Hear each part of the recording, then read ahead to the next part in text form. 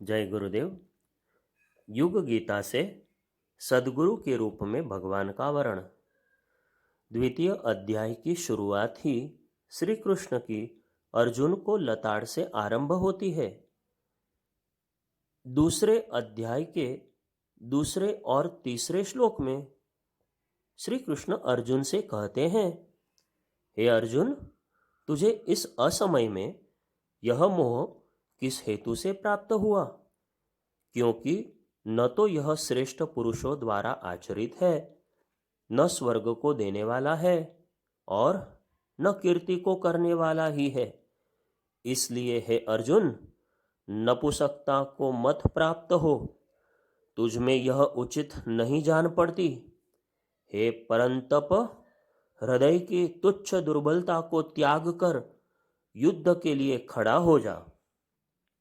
यह समझने की बात है कि भगवान इस गीता रूपी उपनिषद में पहली बार यहीं से इन्हीं दो श्लोकों के माध्यम से अपना बोलना आरंभ करते हैं। इसके पूर्व अर्जुन के कहने पर उन्होंने रथ को दोनों सेनाओं के मध्य ले जाकर खड़ा भर कर दिया था। दोनों ही श्लोक बड़े मार्के के हैं। किसी भी योद्धा के लिए ये शब्द बड़े चुभने वाले हैं। क्लीव, कायर, नपुंसक कहा जाना किसी भी वीर योद्धा को सहन नहीं हो सकता। अर्जुन के पौरुष को चुनौती देते हुए उसे उत्तेजित करने के लिए भगवान कृष्ण सबसे बड़ी चोट उसे लगाते हुए उलाहना दे रहे हैं। जागृत आत्मा के स्तर के व्यक्ति अर्जुन को तमस की ओर जाता देख परमात्मा सत्ता विकल हो उठती है। वे उसे श्रेष्ठ पुरुषों के आचरण के विषय में याद दिलाते हैं। वह उसके वर्तमान व्यवहार को अपकीर्ति की ओर ले जाने वाला बताते हैं।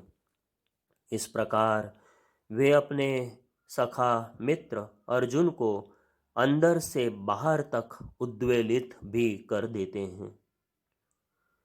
उपर्युक्त दो श्लोकों के जवाब में अर्जुन पुनः तर्क देता है एवं चौथे से छठे श्लोक में पुनः भीष्म पितामह गुरु द्रोण की दुहाई देकर स्वयं को रणभूमि में युद्ध करने से बचाना चाहता है। सातवें श्लोक में सब कुछ अपने आराध्य के हाथों में सौंपकर वह शिष्य भाव को प्राप्त हो जाता है। इन 4-5 श्लोकों के प्रारंभ में अर्जुन ने ढाल के रूप में भीष्म व द्रोणाचार्य के नाम का प्रयोग किया है। वह कहता है, वे दोनों ही पूजनीय हैं। मैं रणभूमि में किस प्रकार बाणों से भीष्म पितामह और द्रोणाचार्य के विरुद्ध लड़ूं? अर्जुन श्री कृष्ण से कहता है, आप ज्ञानी हैं, महापुरुष हैं, हमें आपकी गाली तक स्वीकार है, परंतु हम अपनों को नहीं मार सकते। इस समय अर्जुन द्वंद्व की स्थिति में है। एक तरफ गुरुजनों के प्रति मोह है और दूसरी ओर श्री कृष्ण की लताड़ व युद्ध का आवाहन। कहता है कि इन महानुभाव गुरुजनों को न मारकर मैं इस लोक में भिक्षा का अन्न खाना कल्याणकारक समझता हूँ, क्योंकि गुरुजनों को मारकर भी इस लोक में रुधिर से सने हुए अर्थ और काम रूपी भोगों को ही तो भोगूंगा। सारे तर्क इससे इस पराकाष्ठा पर पहुंच गए हैं कि वह भिक्षा के अन्न की बात कहने लगता है। युद्ध के कारण रक्त से सने पदार्थ वाली बात कहकर श्री कृष्ण को उतनी ही उत्तेजक भाषा में उत्तर देने की कोशिश कर रहा है जितना उन्होंने उलाहने की गहरी चोट देकर उससे प्रारंभ में कहा था। यह भी कह देता है कि हम यह भी नहीं जानते कि हमारे लिए युद्ध करने न करने में से कौन सा श्रेष्ठ है, अथवा यह भी नहीं जानते कि उन्हें हम जीतेंगे या हमको वे जीतेंगे, और जिनको मारकर हम जीना भी नहीं चाहते, वे ही हमारे आत्मीय धृतराष्ट्र के पुत्र हमारे मुकाबले में खड़े हैं। अर्जुन की यह मनस्थिति समझने योग्य है। सिद्धांतों की भाषा वह कह रहा है। गुरु को मारना ठीक बात नहीं है, यह भी योगेश्वर श्री कृष्ण को वह समझा रहा है। पंडितों जैसी बातें कह रहा है, किंतु पंडितों जैसा उसका आचरण नहीं है। तमोगुण की पराकाष्ठा मोह में होती है। मोह का एक चरम स्वरूप परम पूज्य गुरुदेव ने बताया है, निद्रा। सारी दुनिया छोड़कर सो जाइए। आलस्य, प्रमाद और मोह निद्रा सभी एक ही दुर्गुण के रूप हैं। जिस अर्जुन को निद्रा जीतने वाला कहते हैं, गुड़ाकेश, जिसका शाब्दिक अर्थ भी यही है, गुणाक यानी निद्रा, ईश अर्थात स्वामी, वही अर्जुन स्वयं मोह निद्रा में चला गया है। परम पूज्य गुरुदेव कहते थे कि जागृत आत्माओं को जब हम मोह निद्रा में डूबा देखते हैं तो उन पर तरस भी आता है, व आक्रोश भी होता है। आजीवन पोतों के साथ खेलना, परिवार की सीमाओं तक ही स्वयं को बांधे रखना, समाज के विषय में कभी न सोचना, यह आज के युग की सबसे बड़ी विडंबना है। उपर्युक्त चिंतन यदि अर्जुन पर युग धर्म के परिप्रेक्ष्य में लागू करें तो लगता है कि इस समय इसकी स्थिति यही है, किंतु यही स्थिति उसे क्रमशः समर्पण की स्थिति में ले जाती है। गीता के इस अध्याय के 7वें श्लोक में ही वह कह बैठता है, कायरता रूपी दोष से उपहत स्वभाव वाले तथा धर्म के विषय में मोहित चित्त हुआ, मैं आपसे पूछता हूँ कि जो साधन निश्चित कल्याणकारक हो वह मेरे लिए कहिए, क्योंकि मैं आपका शिष्य हूँ, इसलिए आपके शरण हुए मुझको शिक्षा दीजिए। गीता वस्तुतः गुरु शिष्य संवाद के रूप में यहीं से आरंभ होती है। पहली बार अर्जुन के मुंह से निकलता है, शिष्यस्तेहम, मैं आपका शिष्य हूँ। यह स्थिति आना ही शिष्य के लिए कल्याणकारी घड़ी आने के समान है। जब तक यह स्थिति नहीं आती, शिष्य अपने ही अहंकार में डूबा बैठा अपनी प्रतिभा पर आत्ममुग्ध होता रहता है। मैं पढ़ा लिखा हूँ, मैं दानी हूँ, गुरु के लिए इतना मैंने दान किया, मैं जीवन दानी हूँ, यही बातें अहंकार को जन्म देती है। जब यह सब भूलकर यह बात मन में आती है कि मैं आपका शिष्य हूँ, आपकी शरण आया हूँ, जो मेरे लिए कल्याणकारी हो वही शिक्षा दीजिए, तो गुरु सशरीर हो या न हो, सूक्ष्म से भी ऐसे ही प्रेरणाएं भेजता है कि वे निश्चित ही कल्याणकारी होती हैं एवं उसका सच्चा मार्गदर्शन करती हैं। ऐसा कहा जाता है कि असली गीता दूसरे अध्याय के 11वें श्लोक से ही आरंभ होती है, क्योंकि भगवान गुरु भाव में यहीं से गीता कहते हैं। गुरु भाव में योगस्थ होकर वे अर्जुन रूपी शिष्य को, जो हम आप कोई भी हो सकते हैं, सांख्य योग की शिक्षा देते हैं। सांख्य का अर्थ है ज्ञान का सिद्धांत परख पक्ष व्यवहार में लाने की शिक्षा देने वाला योग। सांख्य योग के विषय में कईयों की भ्रांति युक्त मान्यताएं हैं कि यह सन्यासियों के लिए, वैरागियों के लिए है, किंतु वास्तविकता यह है कि यह जीवन विज्ञान की आधारशिला है। योग की इमारत सांख्य पर ही रखी गई है। सांख्य योग बताता है कि हमें अपने अंदर की विभूतियों को कैसे जागृत करना चाहिए, कैसे ईश्वर को सही रूप में समझ उसका अस्तित्व हमें स्वीकार करना चाहिए, एवं कैसे सामान्य जीवन जीते हुए ही हम स्थित प्रज्ञ की भांति, परमहंस की भांति जीवन बिता सकते हैं। यह योग हर अवस्था में, हर व्यक्ति पर, युवा, विद्यार्थी, गृहिणी, सद्गृहस्थ, जिज्ञासु साधक सभी पर लागू होता है। इसी कारण गीता में इस अध्याय का बड़ा महात्म्य बताया गया है। यहाँ यह प्रसंग गुरु शिष्य के मध्य होने से एवं प्रथम वार्तालाप की दृष्टि से बड़े महत्व का है।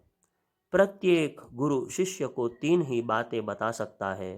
पहला, कर्तव्य क्या है। दूसरा, कर्तव्य करते हुए ईश्वर में विलय हो जाना ही श्रेयस्कर है। एवं तीसरा, स्वयं का प्रमाण प्रस्तुत कर गुरु यह बताता है कि एक आदर्श व्यक्ति का मॉडल कैसा होता है, स्थित प्रज्ञ कैसा होता है। इसे इस प्रकार से भी विभाजित कर सकते हैं।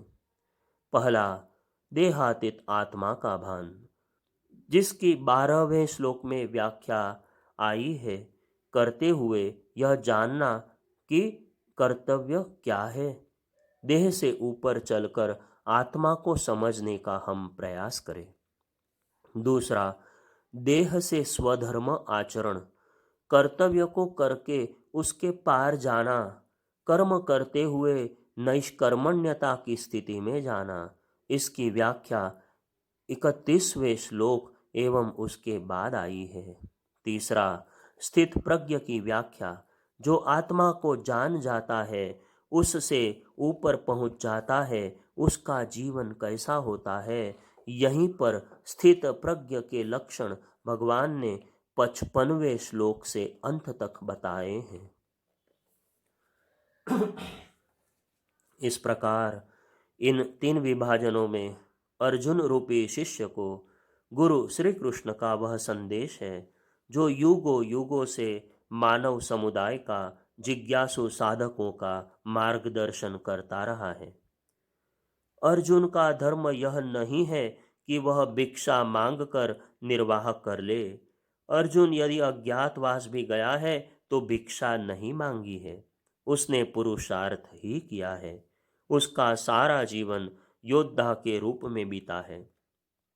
क्षात्र धर्म का पालन करने वाला व्यक्ति अर्जुन यदि भिक्षा मांगकर जीने की बात करता है तो अर्जुन को लताड़ एवं सांख्य योग के रूप में वास्तविकता का, स्वधर्म आचरण का तथा देहातीत आत्मा की अनुभूति का ज्ञान मात्र योगेश्वर कृष्ण ही दे सकते हैं। यहाँ अर्जुन को शिष्य मानते हुए गुरु के रूप में श्री कृष्ण की स्थिति समझना बहुत जरूरी है। यहाँ गुरु के रूप में भगवान स्वयं मौजूद है। स्वयं भगवान हमारे गुरु, परम सौभाग्य हमारा है। यह गीत हम गुनगुनाते हैं। यदि इसे वर्तमान स्थिति में अपने जीवन पर लागू करके देखें तो गीता का यह प्रसंग भली भांति समझ में आ सकेगा। गुरु के रूप में चमत्कारी व्यक्ति को स्वीकार कर लेते हैं लोग, किंतु जिसने सद्गुरु के रूप में, भगवान के रूप में स्वीकार किया है, ऐसे गिने चुने हैं। अर्जुन के जीवन की यह सबसे बड़ी घटना है कि वह शिष्यस्ते हमशाधि माम त्वाम प्रपन्नम के रूप में भगवान को सद्गुरु के रूप में स्वीकार कर लेता है। वह कहता है कि क्योंकि मैं आपका शिष्य हूँ, इसलिए शरण हुए मुझको शिक्षा दीजिए। परम पूज्य गुरुदेव के जीवन में भी उनके द्वारा जलाए दीप में से सूक्ष्म शरीरधारी मार्गदर्शक सत्ता हिमालय से आकर प्रकट हुई। वह उन्हें उनके गुरु के रूप में अपना परिचय दिया। स्वयं पूज्यवर ने लिखा है, प्रातः की उपासना चल रही थी। वसंत पर्व का दिन था। ब्राह्म मुहूर्त में कोठरी में ही सामने प्रकाश पुंज के दर्शन हुए। आंखें मलकर देखा कि कहीं कोई भ्रम तो नहीं। प्रकाश के मध्य में से एक योगी का सूक्ष्म शरीर उभरा। सूक्ष्म इसलिए कि छवि तो दिख पड़ी, पर वह प्रकाश पुंज के मध्य अधर में लटकी हुई थी। यह कौन है? आश्चर्य! वे बोले, यह तुम्हारा दिव्य जन्म है। तुम्हारे विगत जन्मों की तरह इस जन्म में भी हम सहायक रहेंगे और इस शरीर से वह कराएंगे जो समय की दृष्टि से आवश्यक है। सूक्ष्म शरीरधारी होकर जो काम हम नहीं कर सकते वह तुमसे कराएंगे। समर्पण मैंने उसी दिन प्रकाश पुंज देवात्मा को कर दिया और उन्हीं को न केवल मार्गदर्शक वरन भगवान के समतुल्य माना। इस संबंध निर्वाह को प्रायः 60 वर्ष से अधिक होने को आते हैं। बिना कोई तर्क बुद्धि लड़ाए, बिना कुछ ननुनच किए, उन्हीं के इशारे पर एक ही मार्ग पर गतिशीलता होती रही है। उस दिन उन्होंने हमारा समूचा जीवन क्रम किस प्रकार चलना चाहिए इसका स्वरूप व विवरण बताया। बताया ही नहीं, स्वयं लगाम हाथ में लेकर चलाया भी। चलाया ही नहीं, हर प्रयास को सफल भी बनाया। उपर्युक्त प्रसंग सद्गुरु की प्राप्ति के संदर्भ में बताया गया ताकि हम सभी प्रेरणा ले सकें गीता के दूसरे अध्याय के इस प्रसंग से। जो व्यक्ति बुद्धि नहीं भावनाओं के तल पर जीता है, उसका समर्पण समग्र होता है एवं उसके आत्मिक विकास की अनंत संभावनाएं होती हैं। हम स्वयं अपने गुरु के प्रति समर्पण को इस परिस्थिति को सामने रख परखने का प्रयास करें। अर्जुन कहता है कि मैं अपने दिलो दिमाग पर छाई सम्मूढ़ता किंग कर्तव्य विमूढ़ता से इस तनाव से मुक्ति पाने के लिए अब आपकी शरण में शिष्य बनकर आना चाहता हूँ। अब डोर श्री कृष्ण के हाथों सौंपने में ही कल्याण है, यह समझ गया है अर्जुन। इसी कारण इस श्लोक में उसका शरणागत भाव तीव्रतम वेग से उभर कर आया है।